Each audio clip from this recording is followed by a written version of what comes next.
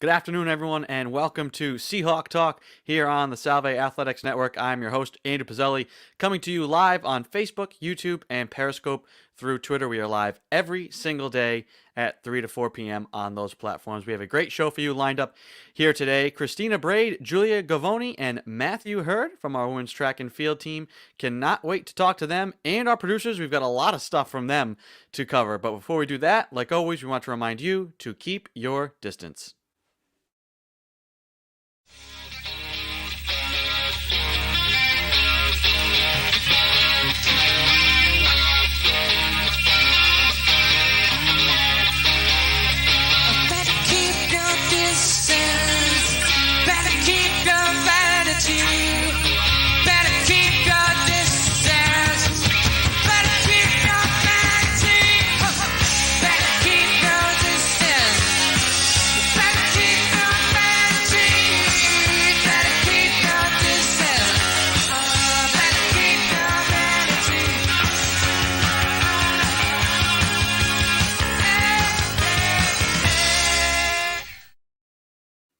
That is Ed Habershaw with his rendition of Keep Your Distance from The Shake, a Rhode Island-based band, as we said, with a message that we can apply worldwide. And we're going to continue to remind everyone of all of those things: social distancing, hand washing, mask wearing. We've been harping on all of this, but we're going to continue to do so, especially with cases rising, not just in Rhode Island, but around the country. We want to remind everybody to do those simple and easy things. I want to bring in the producers now, Joey Morelli and Mike DeFusco, to lead off today's program. Fellas, how are we doing? I'm doing pretty good, Andrew. Yeah, pretty good. Did anybody actually, Joey, I guess it's really up to Michael here. Did anybody hear 73 bells ringing today?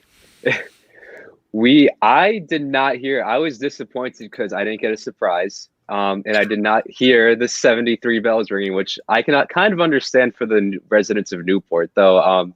As we were talking about in pre-show, they get mad when we play music for baseball games. I think they'd be upset if they heard a bell 73 times in the morning. So, no, I did not hear it. But so I guess it's, if a tree falls in the woods and no one's there to hear it, we're just going to assume that 73 bells were tolled on South Virginia's campus, because today is, as we teased last week, Surprise Day. Yes, Salve Surprise. Kelly Armstrong says 73 bells tolled. I will take her word for it. Yes, have to. Got to believe the prez. So, Michael, I think you have the video queued up. So how about we let Dr. Armstrong explain Surprise Day for us? All right, here we go. Hello and happy Salvation. Oops, I got to share audio. That's my fault, guys. Let's run that back again. Let me see. And here we go. Surprise Day.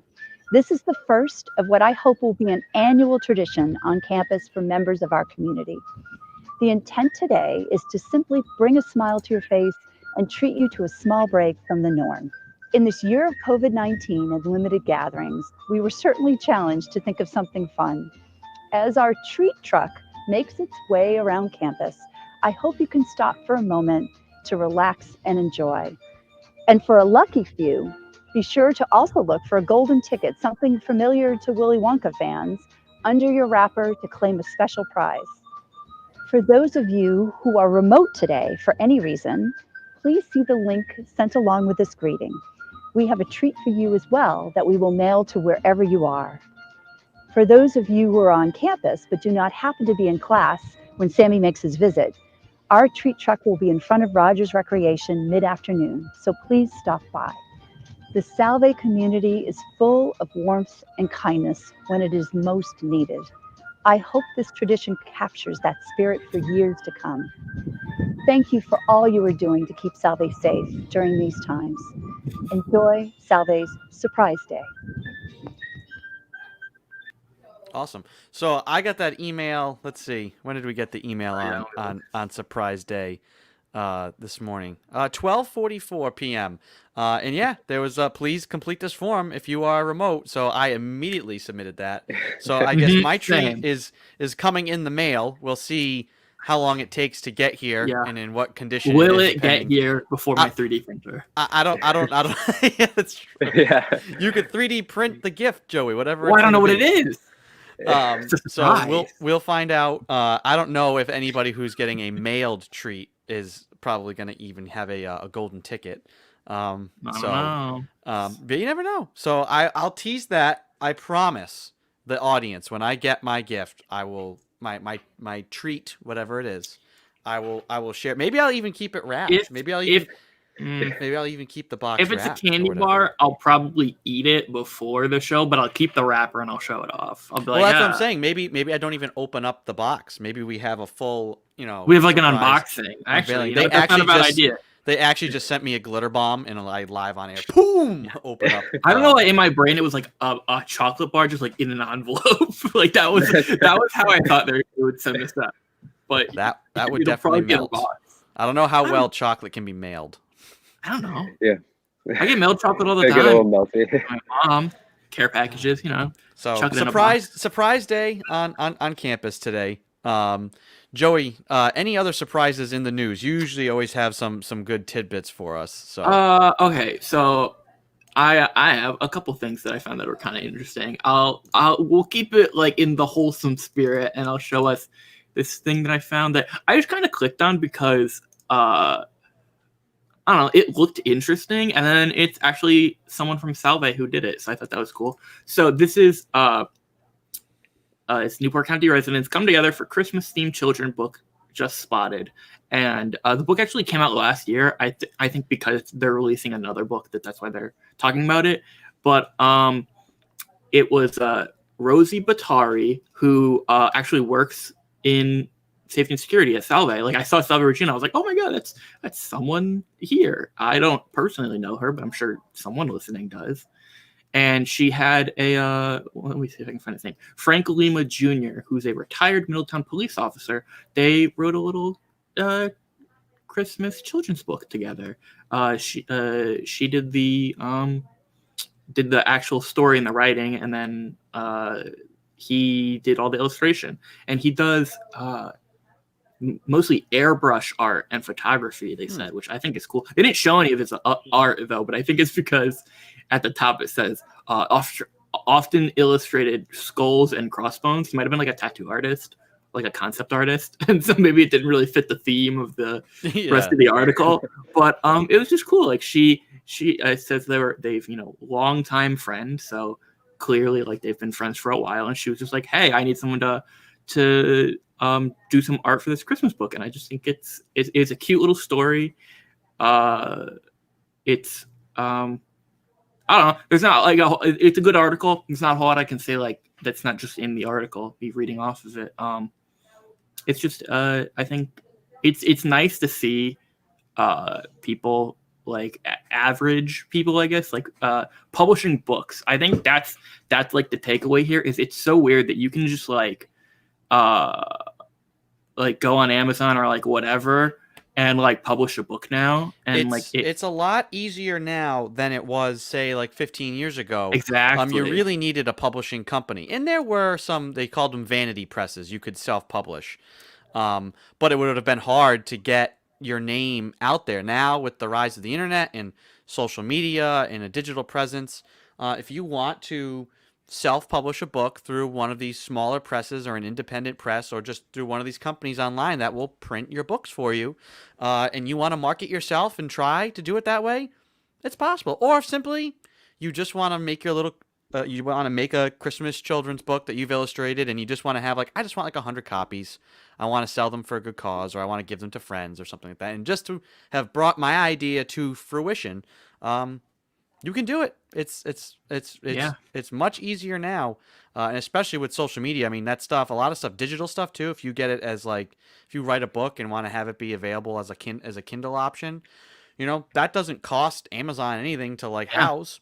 So as long as you set it up for them, and as long as you keep pumping and marketing yourself, makes me think. I don't think it's available through Kindle, but a former Salve men's basketball player, Isaiah Pringle, just published a book of poetry last week. Cool. I think it's called Some Grays, kind of talking about, there's how situations are not always black and white. There's grays, gray areas. Little unsolicited promotion there for Isaiah. 1,000-point scorer in men's basketball program history. I actually just yeah, found really that right easy here. now. It looks like Oh, it looks like just published August 24th. Yeah, that's awesome. I was trying to find it. Yeah, it looks like they actually like got some sort of publishing company. I didn't look at it, but yeah, I assume like they started with Amazon. I just think that's super cool. Like you said, like it's so much easier now. Like I know like my uncle wanted to write like a book that he like had come up with like ages ago, and now he can like actually, now that he's retired, like he has the time to do it, and like he can just put it on the Kindle thing, like the Amazon e-store or whatever they call it, and that's just super neat. I love seeing people being able to like do like things they love for fun and like not have to worry about like it's gonna cost a lot of money, or like it's gonna be expensive to do, so maybe they won't do it. Like she probably wouldn't have written this if it wasn't as easy, and I love enabling people to do stuff like that. Awesome. What else have you got, Joey? I know you always have a whole slew of things ready for us. I did. I found a couple things because like I was having a hard time deciding what was good. I will real quick, just because it is probably one of the funniest. Well, okay, maybe it's not funny, but it's like one of the funniest quotes I've seen in a while. Someone showed me this New Jersey governor. So we were talking about wear a mask and do these simple things to keep people safe. And I just saw this quote on Twitter, and then I found the article. New Jersey governor goes, "You know what's really uncomfortable and annoying? When you die." Wow. So I don't know why I thought that was funny, but like it's a simple wear your mask. Like I think it's sometimes just that's what you got to do to get the message through. It sums up probably the attitudes of some people who are medical professionals or people who are in positions of Joey has disappeared. He's returned to the ether. People who are in leadership positions who are trying to just say like, we don't live in a society where martial law is going to come down and we're going to forcibly keep everybody in their homes. That's which is a good thing, but also means we expect common sense from a lot of people. And I think a lot of people quote like that just shows you how people are probably kind of getting fed up with a lack of common sense in some places, some towns or areas. So not surprised that we've seen that. That's the extreme version of knock it off, right? Yeah, that's the New Jersey version of knock it off. That's right. Yeah, that's New Jersey bumper. Yeah. I'm trying to like. I was like, oh, maybe if I replace myself with this other picture, I'll come back. I don't know, but the final thing I have, because we'll keep vamping on, is again, it's all about headlines. That's the main thing you see. So I saw like pair of Newport buildings recognized for historic preservation. I thought this was saying 2 new buildings are being added to like what is considered like historical preservation society's like jurisdiction or whatever, but it's actually I've never heard of these, but it's called the Rhodey Awards for Historic Preservation, and it's basically like these awards from like the Preservation Society for people people, I guess, who have kept these buildings in really good condition and kept them preserved. So like this is, what is it? The Edward King House, which I don't know who Edward King is, but obviously it's some old building, and now it's a senior center. And they said it's I don't know, like look at it. It was built 1847. That building is not looking, it's from 1847. No. Like that building looks super nice. And they said the windows couldn't be used, and let's see, where is it? Blah blah blah. It's something state preservation grant. Essentially they got money. I'm not totally clear on if it's because they got the award or it was before this, but they replaced all the windows. So like now they have these nice windows that still look old. And I know from living next to, well, I live in a very old house, but also living next to an incredibly old house, that old houses have, and even you can just see it here, have very weird dimensions for windows. Mm-hmm. And it's super expensive to get like weird windows replaced. So probably costs a lot of money, but like look at how nice this building looks. Yeah, that makes me think of just down the road from me, This Old House on PBS. They came and are helping out this family that's restoring this old house. Duh. That they bought was really old. Basically, like the foundation of the house, the pillars for like the foundation are just piles of were just piles of rock. It was built in the mid 1800s. And same deal. They had all these ornate, really cool, weirdly designed and shaped windows.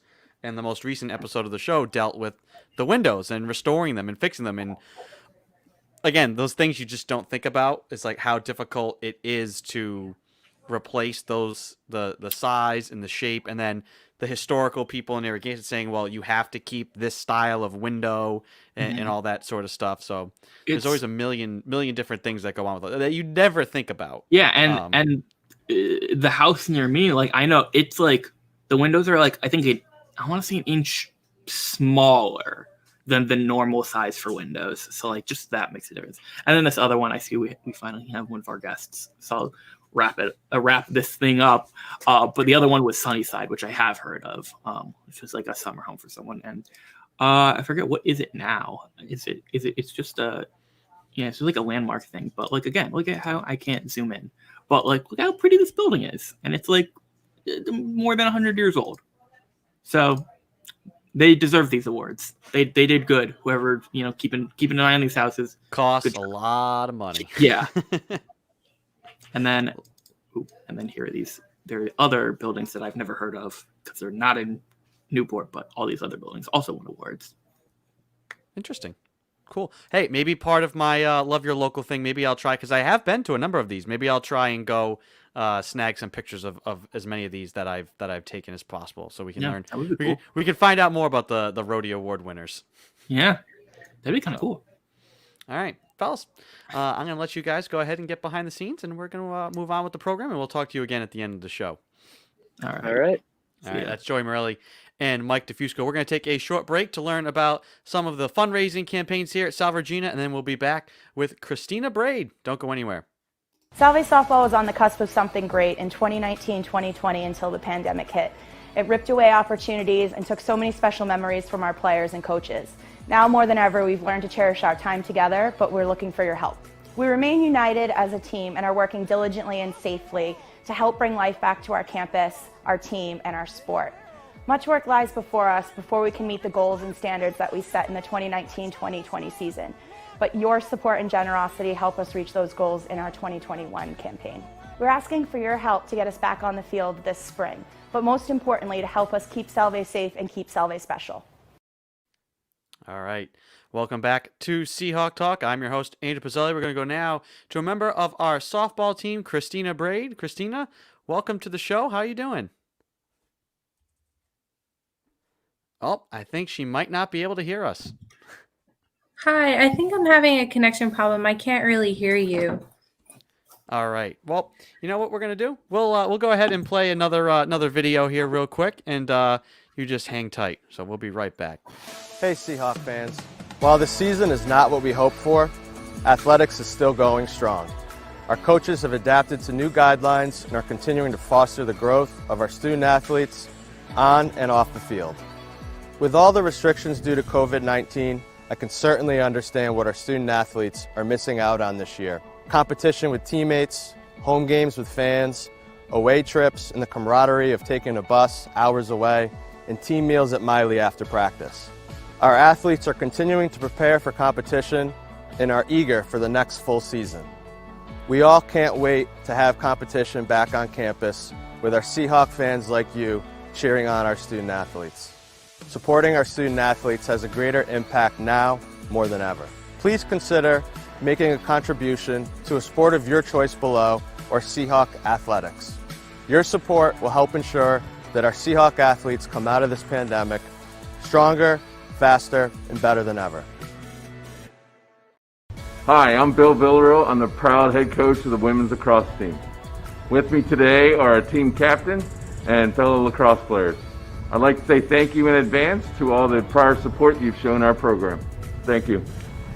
My name is Katie and I'm a senior captain on the women's lacrosse team. Hi, I'm Hannah. I'm a senior defenseman on the team. Hi, I'm Julia. I'm a freshman attack player. And I'm Libby, I'm a junior midfielder. We just wanted to thank you for all the support you've given us during our time here at Salve. It's benefited us so much. And this year we're fundraising for some specific things, including We're looking to get some new goals for the new fields we're on due to our COVID regulations, and any other equipment necessities for the upcoming season. You can click the link on this page to donate now, and please feel free to share. Go Seahawks!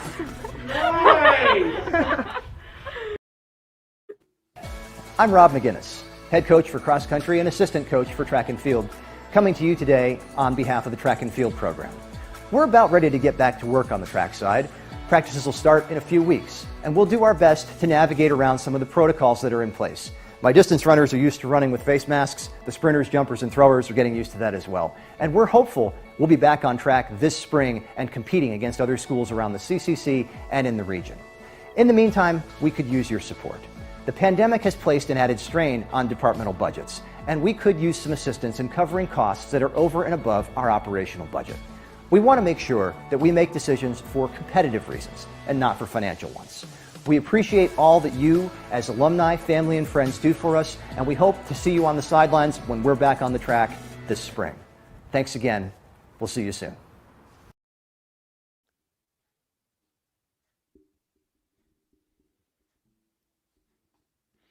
All right.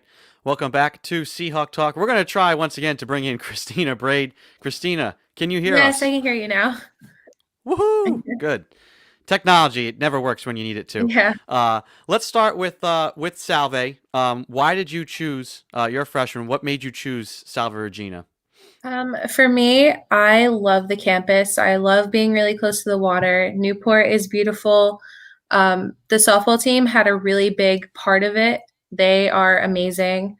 Coach Iaquinto, she's the best. And honestly, I wouldn't want to play for another team. So that was a big factor in why I decided to come here. And the nursing program as well is really, really good. So those are like my main factors why I wanted to come here. And I'm really enjoying it so far. Talk about that, being able to come to campus. You guys did get to be together as a team, practice, get out there a little bit. Talk about how that's been, being able to get to know everyone, get to be on the team, and get at least the beginnings of the softball experience. Yeah, for sure. It's been a little difficult getting to know everyone because we weren't allowed to practice as a team. All of us together, we were in little groups. So for sure, definitely the people in my group, I did get really close to, and I enjoyed being with them and being with everyone on the field. And as COVID restrictions, it's been tough, but at least we're grateful that we're able to be on the field and play and just do the sport that we love and practice and just get some reps. But yeah, I enjoyed getting to know everyone on the team. It's hard coming in as a freshman and trying to get to know everyone, but it's been really great. Yeah. Now, I know everybody on the team kind of gets a big and a little. People get assigned, basically somebody to kind of watch over them, nurture them. Who was your big? My big was Nikki, and she's amazing. She is so great. She's an amazing softball player and probably the best big. I can go to her for anything. She drives me places. She'll take me anywhere I want to go, and she's literally the best. I can go to her for anything. She cooked me dinner one night. She's amazing. What did she make for dinner? Tacos. Ooh, can't. Yeah, it was really good. Now, you mentioned too that you're in the nursing program. What made you? Did you know, was nursing going to be your thing? Coming out of high school, was that you knew immediately that was going to be your area of study? And what made you choose that? I actually didn't decide on nursing until a couple months into my senior year of high school. My mom always was in the back of my head, you're a very nurturing person. You should do nursing. I'm like, I don't know if I'd be good at that, but it was always something I kept in the back of my mind. And as I was going through, deciding, putting in my applications for college, I'm like, I think nursing would be a really good thing for me. So then I started looking up nursing programs and where people have gone. I talked to some of my friends who were nursing majors and they went to college. And I decided on coming here because I heard that the program was really great and it was a win-win. I could do the nursing program and play softball and it would just work out really well. Is it kind of wild now to know you chose nursing, that's what you're studying, and how medical professions is just probably one of the most important areas of study right now, given the pandemic? Yeah, for sure. I think that,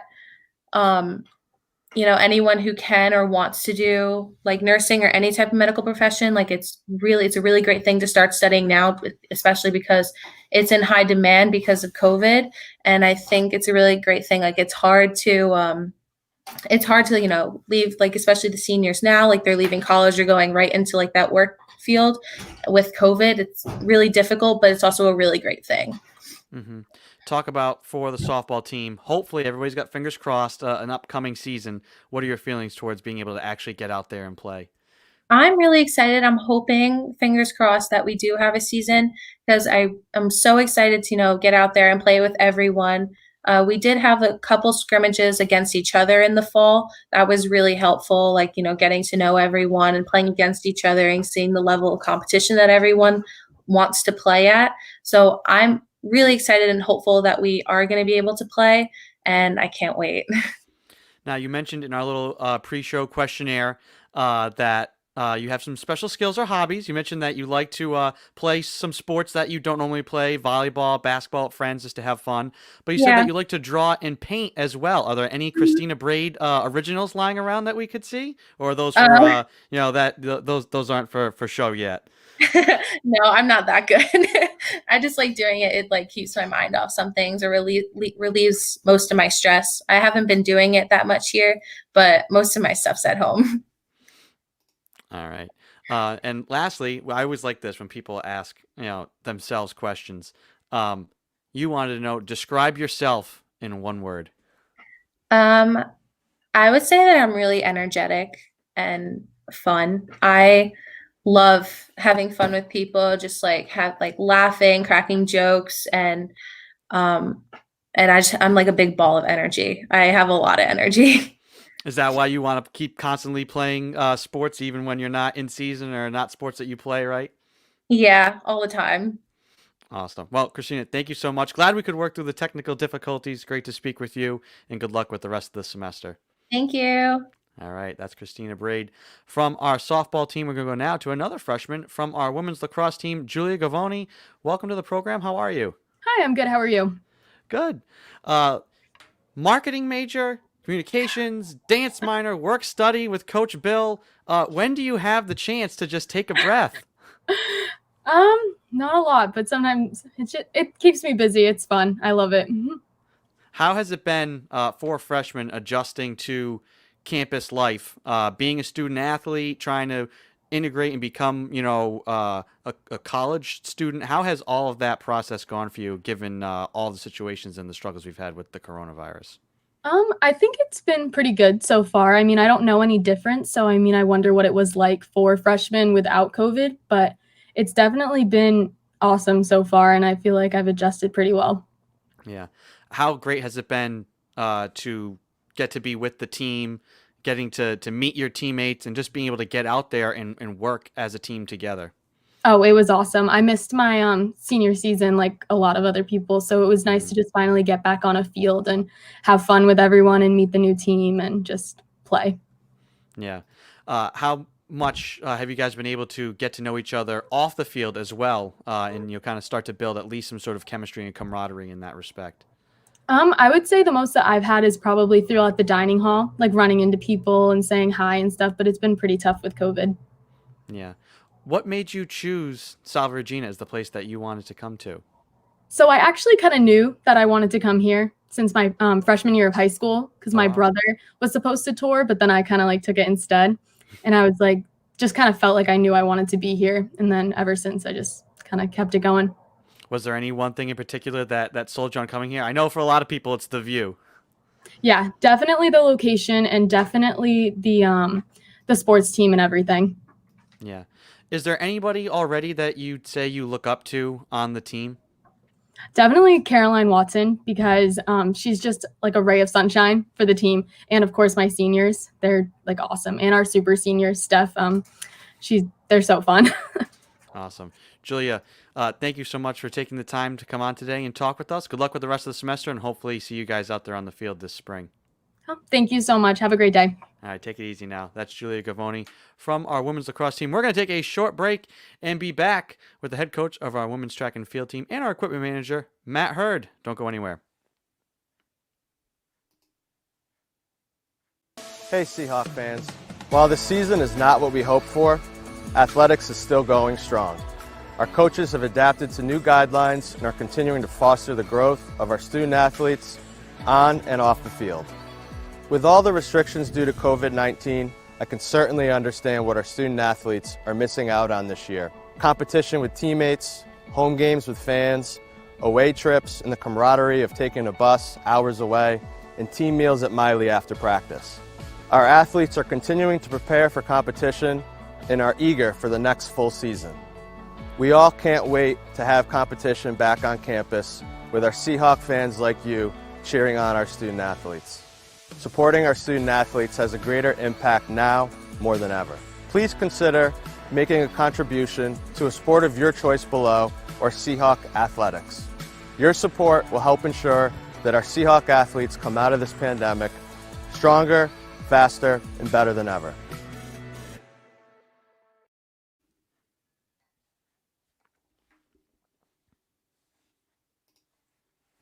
All right. Welcome back to Seahawk Talk. I'm your host, Andrew Pizzelli. I'm going to go now to the head coach of our women's track and field team and our equipment manager here at Salve Regina, Matt Hurd. Matt, great to see you. Andrew, we're socially distanced more than usual, but yes, indeed. I wanted to start first with kind of it's kind of it could be as long if you could take the Craig O'Rourke approach to this question if you want, or you could simplify it down. But what would you say? The Craig O'Rourke approach is dangerous, but I know. What would you say you try to do as a coach? I know that's kind of an open-ended question, but well, the interesting thing is that every time I talk to a recruit, I tell them what I try to do as a coach because, they need to know how they're going to be treated, and what my objectives are. And I just tell them, and you will understand that this phrase is not original. I try to help them to be the best that they can be. So that means, it's really like a partnership because as an individual athlete, as a track and field athlete, their responsibility is to try to make themselves the best athlete they can be. And it's up to them. There's no strategy in track and field. There's no people. There are no people trying to prevent you from doing what you're trying to do. Mm-hmm. So all you have to focus on is trying to do it as best you can. And the only person who is responsible for that, really, assuming the coach is relatively competent, is the athlete. Yeah. So you can lead the proverbial horse to the water, right? Yeah. If we're going to trade axioms all the way through this, but yes. So and we've had. I can if you can hang on until next week, I can give you all sorts of examples of how we work together with an athlete. I had one who hadn't pole vaulted since she was a freshman in high school, although she didn't tell me that. She said she had vaulted in high school, and I thought that was senior, not freshman. She had not mastered the inversion, which is the turning and then going up, which is a critical part of the jump. So we were starting from square one. But we got there, and she scored in our championship. So that's the way it goes. It's a coach is a teacher's a coach. So we try to teach, and the great thing about the sport is when you see them take what you're trying to do, they internalize it, and then they make it happen. That's I was a teacher for close to 30 years, and I teach them what Henry III did in medieval England, and it didn't really translate into anything. So that's what makes coaching really rewarding. You bring up pole vaulting, and I always wonder, how people get into pole vault. And it's not like dad takes you out when you're 7 and tries to heave you over the hedges, right? Like, how does one discover or just, is it just random? There just happens to be enough people that randomly just decide they want to try pole vaulting and like it, and so the sport has endured. Well, all I can tell you, I don't know the answer to that question, Andrew. All I can tell you is that, there are some people who look at it and say, look at a good pole vaulter, and say, oh, that is so cool, because it is. I mean, if you've seen it, the pole bends and boom, you shoot up, then you invert over the top, and it just is phenomenal. And oh God, I want to do that. Whether they can or not is a different story, because, unlike most events, the pole vault, and to a little lesser extent, the high jump, you're in the air, obviously, but you've got no reference points. Your feet are on ground. Nothing's touching the ground. So you're sort of in space, and you're trying to figure out what to do in space without anything to push against or to react to. So it does take a fair amount of fairly good kinesthetic sense, the ability to feel what your body is doing, and then a whole lot of chutzpah. I saw, you mentioned seeing pole vaulting. I saw a video this week that basically somebody said everybody's plans for 2020, and it was a guy running up already, forms, everything's good, sticks in, heads up, and the stick goes up, and then something went wrong. He must have misjudged where he was, because then the stick just went up and then started to bend backwards, and he just fell completely back. Maybe it didn't carry quite as much speed as it needed to into the plant or something. Couldn't push the pole forward. Yeah, and it's not good when the thing breaks either. No, have you ever seen that in person? I have, because the old ones, first of all, they were made from bamboo, and then from wood, and then from steel, and then aluminum. So each one of those steel materials. How much give is in a steel pole? Well, not a lot. So each one of those materials required a different technique. And one of the greatest of all American pole vaulters, a guy named Bob Richards, finally, when they changed again to the fiberglass pole, which they have now, he just said to heck with it and quit, because he couldn't learn a new technique.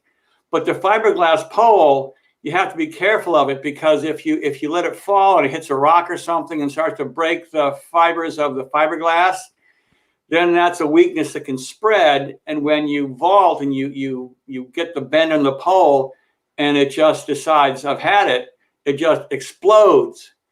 Pieces of fiberglass fly all over the place, and you hope you're going to land on your back someplace. But it's quite spectacular. Yeah, I don't think many people usually associate track and field events with danger, but that could be quite dangerous. Unless, of course, we had the like the X Games of track and field, which is people throwing javelin in opposing directions. Yeah, well, you do have to remember that some of those events were actually use weapons of war. Yeah, like the javelin, like the hammer. So I wouldn't want to get whacked with one of those. No. How has COVID changed the Rhode Island High School Cross Country Championships? I believe those were just held this past Saturday, and I feel like for us, collegiately, everything kind of is being delayed to the spring. High school things and upper echelon Division I programs are soldiering through with things. It kind of gives us a chance to see what works, what doesn't, and apply it to hopefully what we can do. What were they able to do at the high school level here for a cross country championship? Well, I think the one thing that I like about, high school sports is that they approached it with the attitude of, we can do this, and I think if you approach it that way, then you can find a way to do most anything. They didn't do football, but they did just about everything else. So in the high school state championships, they have two races, a boys race and a girls race. But they were only allowed 150 people on the site at one time, including officials and coaches, no spectators. So they had to take the races and divide them in half. And I've never seen this done before. So somehow they seeded all the teams. And they took the top teams and they put them in one race, and the bottom section, or I should say the second section, in the second race, they ran race number 2 once, and then they cleared everybody out. It took them an hour and a half. They scheduled an hour and a half between the 2 races. Everybody in the area cleared out. The teams cleared out, and when they were gone, the buses came in with the second section of that girls' race, and then they warmed up, and then they ran, and then of course they followed the same procedure for the boys.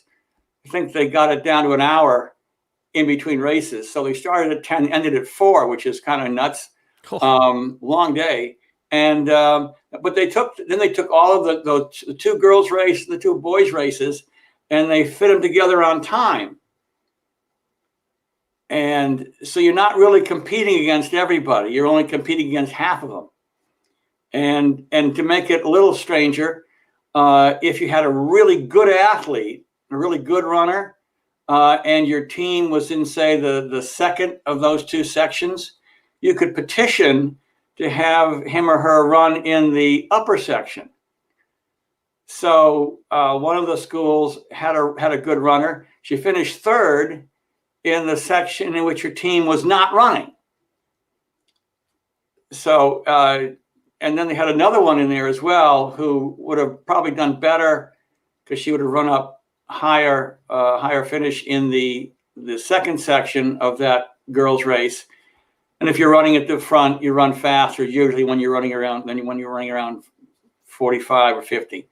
But again, it was one of those things where you think, holy moly, I've never seen this before. But again, if your focus is making it happen, then strange things can happen. And it worked, I guess, better than nothing. Well, I was going to say, it makes me think about how, a lot of the virtual races and things that have happened, over the summer and still into the fall, and how those get judged on, if going that route. Okay, I'm going to compete in the Blessing of the Fleet virtually. I'm going to go run my 10 miles. Well, if I go run my 10 miles on a track, as opposed to somebody who goes and runs their 10 miles out on a road, which might have grade, how do you judge that? I mean, how does any of that get, factored into those sorts of things? What are your thoughts on the virtual race stuff? Well, it's interesting that you asked that question, Andrew, because our cross-country team, as you may know, was competing in virtual competitions throughout the fall. And I think the last one they ran was a 6,000 meter virtual race. And exactly that happened. Some were racing on tracks, someone racing on roads, someone racing on cross-country courses. And in the overall results, it just listed, track or road or this or that. And it's a competition to have a competition, so that the people who thrive on it can compete. Yeah. And there's something to, be competing for. Excuse me. I don't think you can even those out. Yeah. You just have to compete and then ignore the asterisk that's probably next to that. Now, could you choose pacing during a Giants or a Patriots game as an option for your virtual race? If I can walk on a track, can I pace around my apartment as part of a virtual race during a football game? Oh,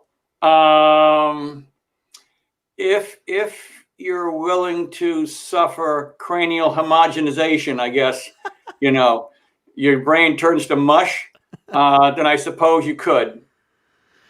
What are your thoughts on I told you, I sent you an email, me and my dad each week for fun.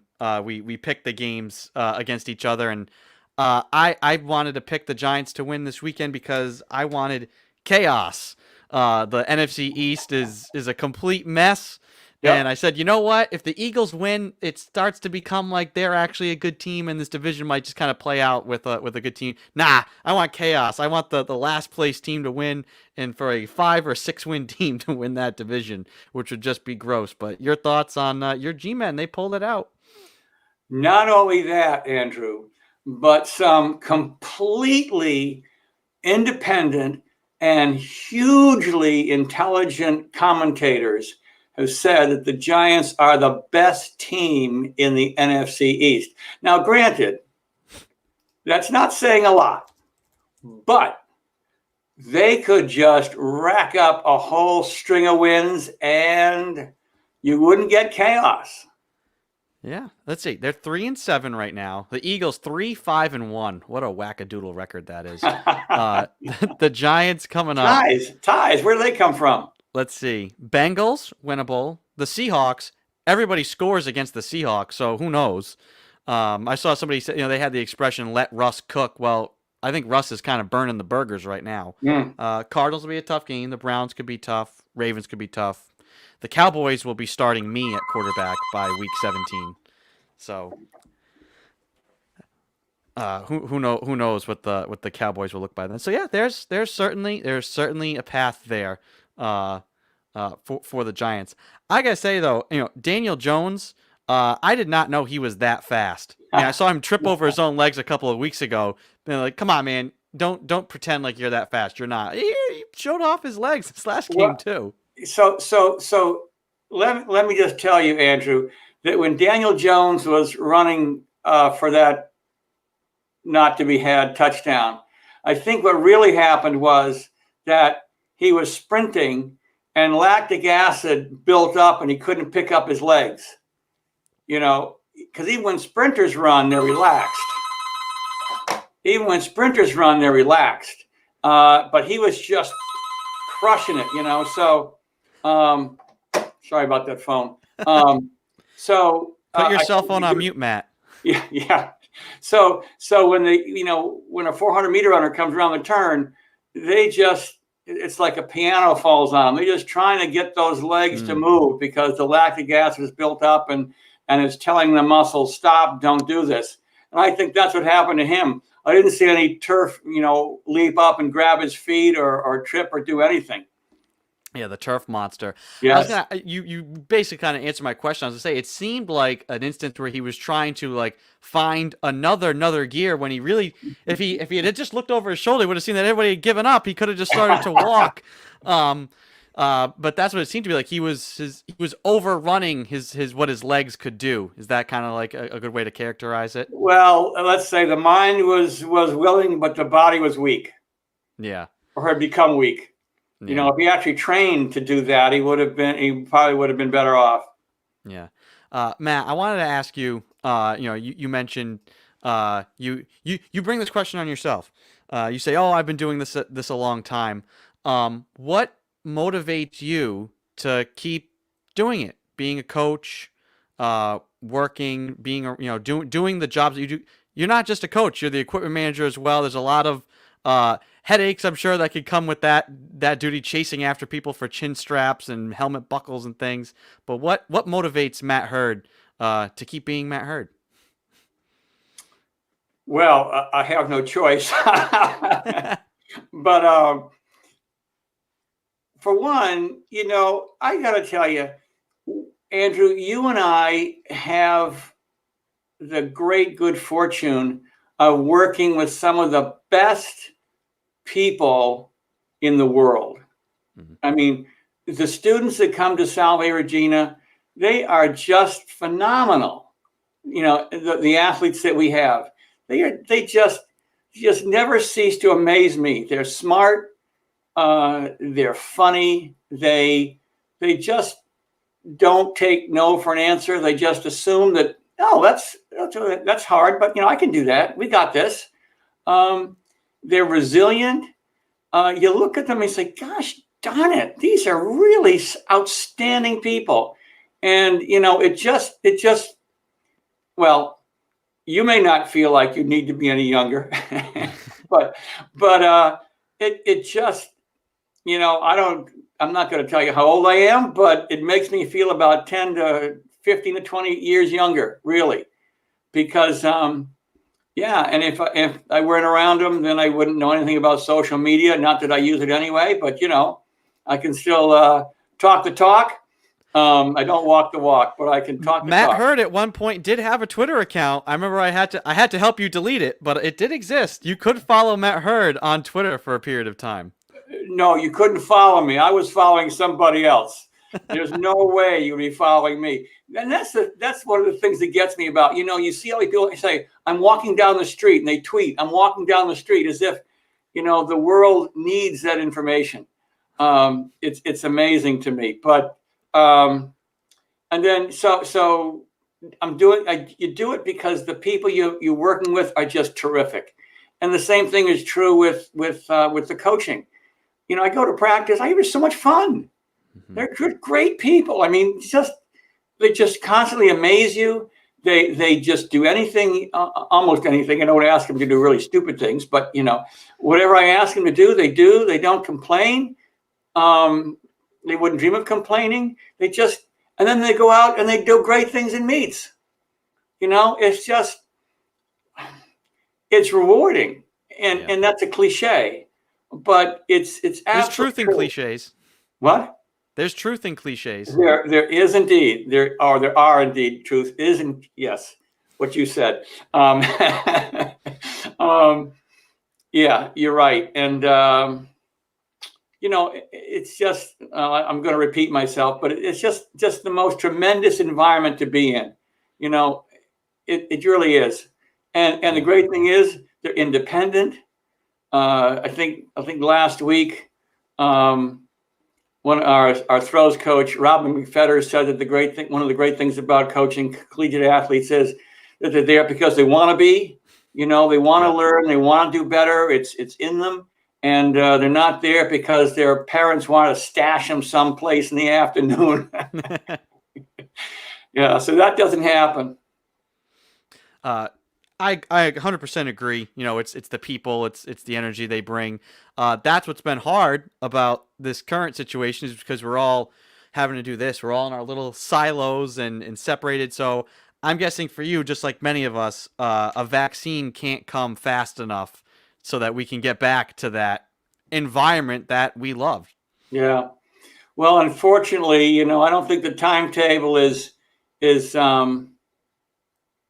going to be such that we can vaccinate enough people to be able to, during our competitive season, to be ready to bop around the way we used to do. But I'm hoping that at least the environment, the way people think about it, might change enough so that we can be doing the things that we love to do. If I tell you, if our track and field team loses a second season, it'll be absolutely devastating. Because when it's a junior and senior year, when these people really come on like trains, and they just absolutely floor you. And I almost think sometimes that it hurts me more than it does them, because I look at them and I see, gosh darn it, she's just about ready to crush this thing, and I'm all hyped up, and as I say, they just take things, they just roll with the punches. In fact, I had a conversation with one of them, and I said, I'm sorry, I didn't have any Zoom meetings over the summer. Of course, that would have made my head explode. But and she said, what for? And I said, well, 'cause some coaches were worried that their athletes were going to have a hard time having lost the season and stuff like that. I said, oh, come on, crap happens. And that's the way they are, like I say, because they take responsibility for their performance. I've got, as I say all the time, I've got 38 independent contractors, and they just roll with it. So maybe they say, oh, well, that's the way life rumbles. But, for me, it's brutal. Yeah. It's really brutal. Well, we flashed that little bit of news there. Rhode Island is going to be one of the states chosen for the pilot program for Pfizer's COVID vaccine rollout. So, hey, that's good news. I'll volunteer a team. Yeah, and like I said, hopefully the sooner we get one, the better, and we can get it out widely. And before we know it, instead of having to speak through computers, Matt, I can be grabbing 2 spoons and 2 things of pudding from Miley Hall, and we can sit and just yak and yak and yak and yak and yak for the rest of the afternoon. Chocolate pudding, baby, that's the way to go. All right, Matt, great to see you as always, and can't wait to talk to you again next week. All righty. All right, that's Matt Hurd, the head coach of our women's track and field team and the equipment manager here at Salve Regina. We're going to take a very short break and be back with the producers to wrap up today's show. Don't go anywhere.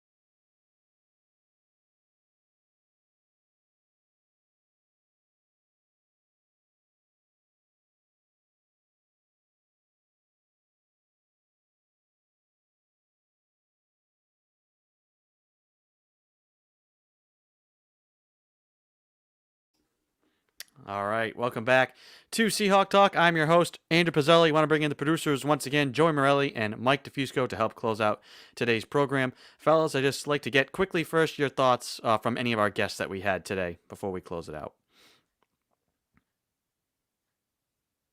Come on, Michael.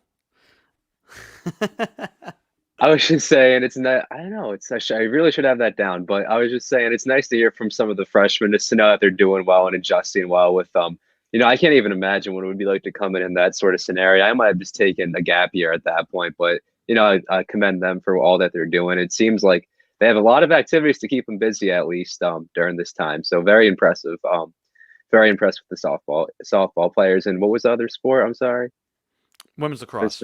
It's softball and lacrosse. 2 very, very talented people. Joey.